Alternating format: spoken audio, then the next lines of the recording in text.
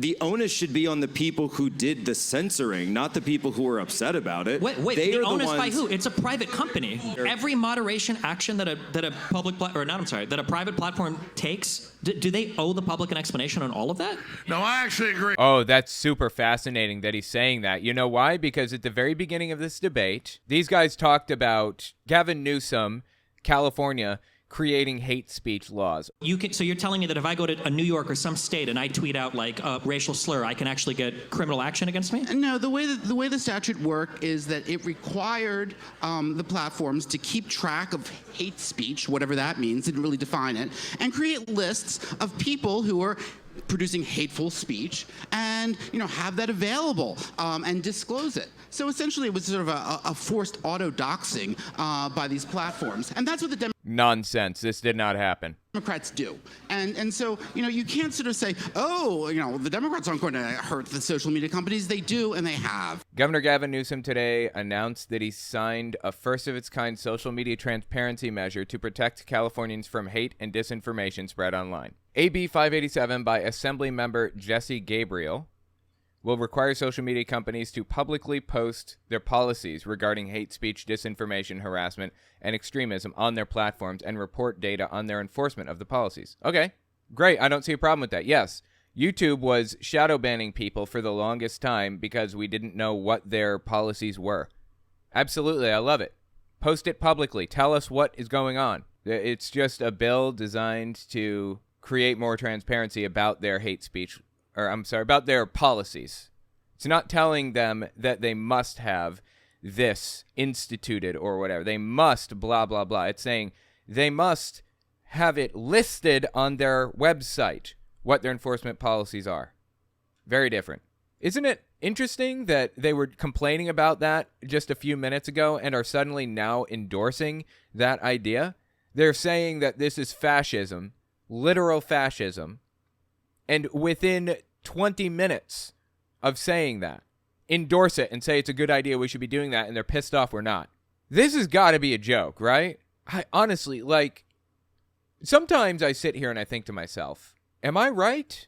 I think to myself, I'm 100% sure that I'm correct here. 100%. But then I realize Alex Jones is just as sure that he's correct. A while back, I had this moral conversation, this moral debate, if you will. During the 2020 election, Joe Biden v. Donald Trump, a bunch of Trump supporters printed off stickers of Joe Biden pointing at something that said, I did that. And they went around to gas pumps and stuck them to the gas pumps, pointing at the gas prices, saying Joe Biden is responsible for that. That is illegal. That's actually vandalism to do something like that.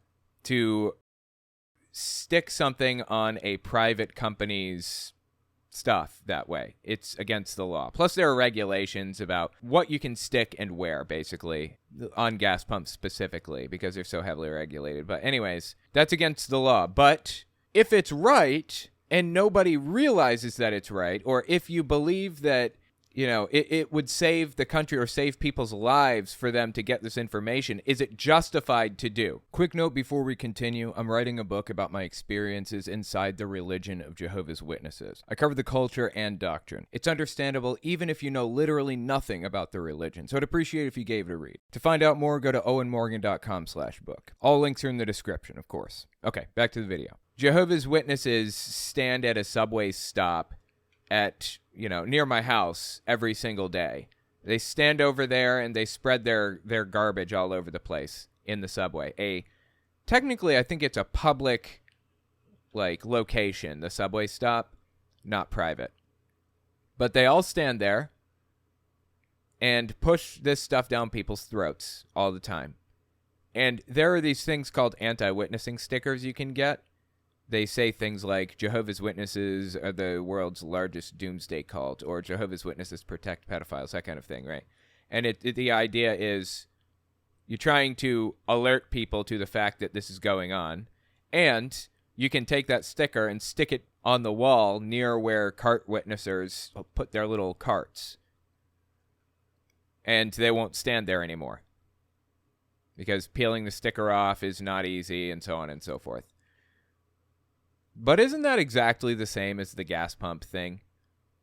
I mean, I've justified this to myself that the anti-witnessing sticker thing is okay because gas pumps are unique in that they are a service that everybody uses practically, for one thing. And for another thing, there are a lot of regulations about what should go on a gas pump. But I'm just as sure that I'm right about Jehovah's Witnesses being damaging as they are that they are right about Jehovah being real. I'm just as confident. In fact, they might be more confident that Jehovah is real than I am confident that they're wrong. I always leave room for the possibility that I'm wrong about anything. There is no room for the possibility that they're wrong about Jehovah being God. So, what do? Do I, because I'm not 100% confident, I'm 99% confident instead, do I, not put these stickers up? Am I supposed to be, careful about what I do, or what? How do I do this? I have to lay down ground rules with the understanding that I might be wrong. So here are my ground rules with the knowledge that I could possibly maybe be wrong about Donald Trump being evil and Joe Biden being...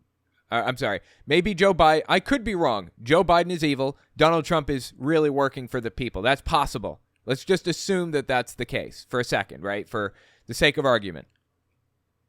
How can I come to the conclusions... How can I come to true conclusions about this stuff?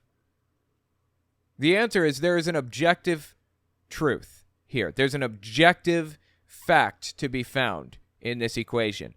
Things are either objectively true or they're not objectively true. So I can go to Jehovah's Witnesses website, look up the name Jehovah, look at their justification for believing that that's God's name, and then look it up in secular scholarship and see that they're wrong about that. They're wrong, they're lying, something. I can also accept that I'm not supposed to stick things on gas pumps. There has to be some line. There have to be some ground rules that we can all agree to for the sake of our own morality, that we're not going to use violence against people, for example, or whatever. We're not going to lie to accomplish our goals. There have to be ground rules. The problem is that these people don't have ground rules. I'm talking Alex Jones and, whoever else is up on stage here. Donald Trump. They don't have ground rules. They're more than willing to destroy people's lives, to hurt people, to straight up lie in service of, quote unquote, the truth, what they believe to be the truth. Same as Jehovah's Witnesses. They're willing to lie, cheat, manipulate, whatever it is, through theocratic warfare, that doctrine. They're willing to do all of that stuff to accomplish their goals. I'm not. I think that's wrong. That's the difference. Quick interjection. This won't take long. If you like what I do, it would be awesome if you guys checked out my Patreon. All links are in the description, of course. Okay, back to the video. So anyway, back to what these people are saying here. You and I have just gone back and forth here. Should every moderation action that a private platform takes, do they owe the public an explanation on all of that? Here is how I go about determining if Alex Jones is lying or incorrect or whatever. I look at what he says. I note that he is opposed to, social media not having transparency. I note that he thinks that social media companies should be required to reveal what they're doing, how they're enforcing their hate speech law or their hate speech regulations, who they're using it against, and all that stuff. I look at the fact that he says this, that he holds these positions, and I just step back 20 minutes and note that he just complained about that exact thing. The guy is lying. He's completely full of it.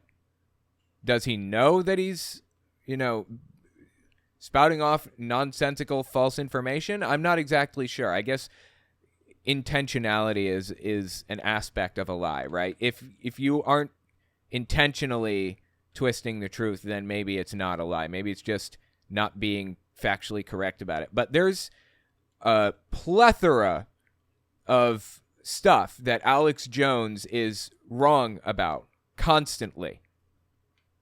How do I deal with that? How do I grapple with the fact that he's wrong nonstop? I am just as confident as Alex Jones that I am correct. And the only method that I have to determine that I'm more correct than he is that I can look at scientific papers to determine if what he's saying is accurate or not. And according to all of this information that I have at my fingertips, he's wrong. That is the best that I can do. Unfortunately, Alex Jones doesn't have those same scruples. He doesn't have the same moral stands, moral qualities that I do. He is an ends justify the means type of person. I am okay with lying, cheating, manipulating, stealing, whatever it takes to convince people that I'm right. And how do I know that I'm right? Well, I just know. I think that the way that Alex Jones thinks is fundamentally flawed. Again, he would say the same thing about me, wouldn't he?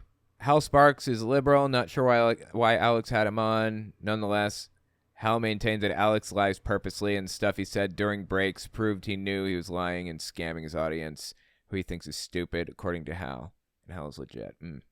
I've heard similar things from, what's his name? From Secular Talk, from the Secular Talk guy. Kyle Kalinske, that's his name. I've heard similar things from him.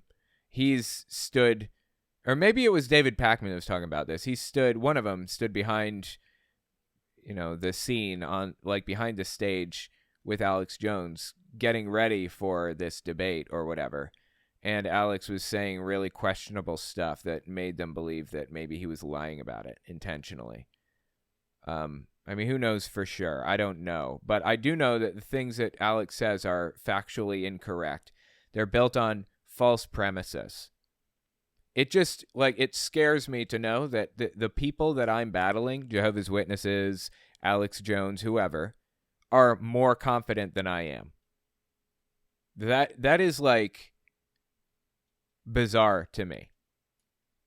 Of course, I view complete confidence as a detriment. No one should be completely confident about anything, in my opinion. Anyway, all right, let's keep listening to these nutter butters. Actually agree. Why not? Hunter Biden for president. Wait, hold on. Here's a really important question. Well, actually, Is it no. possible? In all seriousness, when you sign your terms of service to any platform, that is binding. And if you change your laws, and the courts found this out in the Alex Berenson lawsuit when they came up with the COVID strikes, and that was the policy. So they didn't follow their own policy. In general, Section 230 protects them. Berenson was very lucky. But He got lucky, so, I know, but the judge judge was able to hand it to him by exactly. saying that because they didn't follow their own. Yeah, I don't even know what the hell he's talking about right now. This sounds like complete nonsense, but who knows for sure.